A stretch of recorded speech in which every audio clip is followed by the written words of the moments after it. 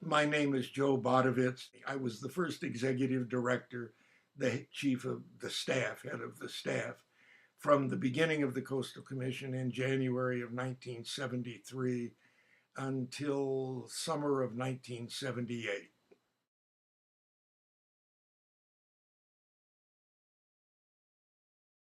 Well, the California Coastal Commission was created not by me, but by an initiative. The voters of California in 1972 voted 55% to 45% to create the coastal commissions in response to public concerns that the shoreline of California, the coastline, was being developed too rapidly and too haphazardly without much planning or forethought.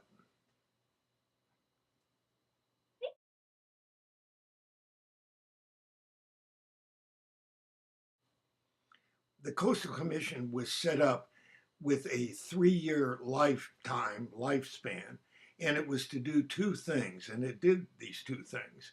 One was to prepare a plan for the future of the coast, land and water both, and to control all development in the coastal zone, again both on land and in the water, for the 3 years while the plan was being done.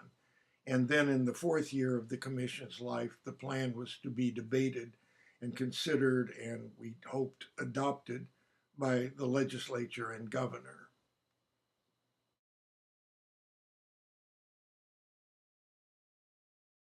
Well, the biggest challenge is the coastline is 800 and some odd miles long from the Oregon border to Mexico, and there is almost every issue of planning you can imagine: forestry, agriculture, public access to the coast, fisheries, ports, recreation, housing. And to prepare a plan for an area this big and this diverse and have it done in a public way by a public commission and get it all done on time, meanwhile controlling all the development in this area, that's what the biggest problem was.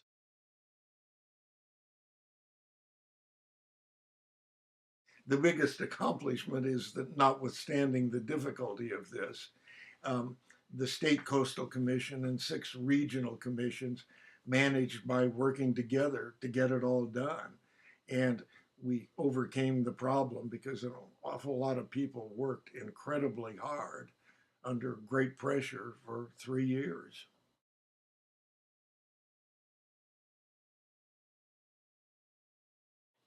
Oh, it deals with public access to the coast, meaning the ability of people to get to the coast to enjoy it. It deals with expansion of ports. It deals with housing proposals near the coast, again, to make sure there's public housing. Deals with proposals for power plants, water desalination plants, um, almost anything you can think of that might involve some controversy with a development or proposal to change things somewhere along the coast.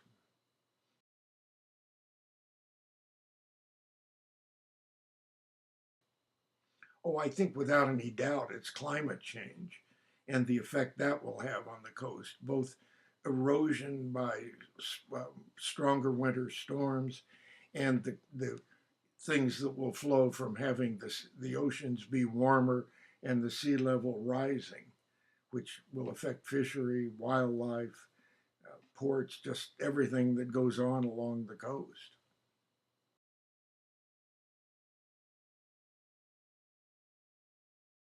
Well, I think the first thing high school students could do is really to try to understand what climate change means, because this is the world high school students are going to be living in. And I think the first step is to try to be sure you understand, to the extent the science is clear, what's really going on. And then when you read in the newspapers or hear on the radio about debates over what to do about the effects of climate change, I suppose you could find a way to organize students in some way so that when a city or county or the legislature is debating what to do, you could say what you as students would like to see done because it's the world you're going to be living in.